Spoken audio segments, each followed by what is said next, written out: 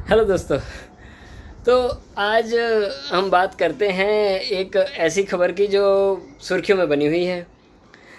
देखिए, एक एमपी का क्या दाम होता है? नहीं भाई, सीरियसली पूछ रहा हूँ, क्योंकि अब इस देश में एक और पार्टी टूट रही है। और मज़े की बात यह है कि इस बात पर कोई भी हैरान नहीं है, कोई भी शॉक नहीं है।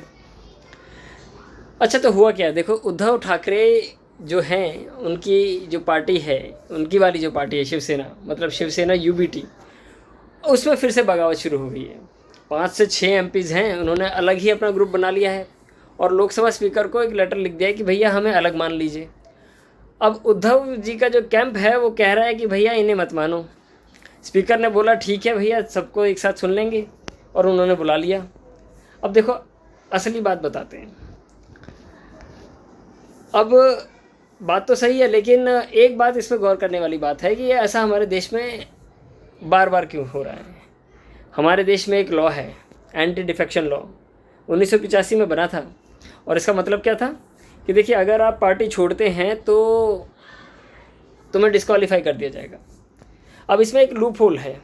अगर पार्टी के 2/3 मतलब एमपी 2/3 एमपी एक साथ ही निकल जाएं तो फिर कोई कुछ नहीं कर सकता। ये सब कुछ लीगली वैलिड है। तो क्या होता है कि पॉलिटिशियंस ने ये सीख लिया है, बस मैथमेटिक्स कीजिए, जितने चाहिए उतने इकट्ठा कीजिए और नंबर पूरा करके निकल जाओ। 2022 में एक नाथ शिंदे जी ने भी यही किया। 40 में से 37 एमएलए लेकर चले गए, टेक्निकली लीगल। लेकिन क्या ये सच में लोकतंत्र था? देखिए, वो तो आप सोचिए। और संजय राउत क्या कह रहे हैं? एमपीज़ की खरीद फरोख्त हो रही है। यार, ये कोई बात तो नई नहीं है। देखिए, बाकी ऐसी खबरें तो आती ही रहती हैं। रिसॉर्ट पॉलिटिक्स तो आपने सुनी ही है। एमएलए को किसी रिसॉर्ट पे बंद कर देते हैं और ताकि कोई उन्हें समझा ना सके। अब समझ में नहीं आता कि ये डेमोक्रेसी है या फिर कोई और चीज़, ये तो आप ही बताइए। अब थोड़ा बड़ा सोचते हैं। देखिए, ये सिर्फ शिवसेना की कहानी नहीं है, टीएमसी में भी तो यही हो रहा है। ममता बनर्जी की पार्टी के जो रेबल एमपीज़ हैं, उनको भी स्पीकर ने इसी हफ्ते बुलाया है। एक साथ दो दो अपोजिशन पार्टीज़ में इशू चल रहा है। अब ये कोइंसिडेंस है? मैं तो नहीं कह रहा हूँ, ये तो आपके अब आपके सोचने की बात है। अब जो INDIA ब्लॉक है, जो पहले से ही 2024 इलेक्शन के बाद कमज़ोर पड़ा हुआ है, अब अंदर से भी टूट रहा है।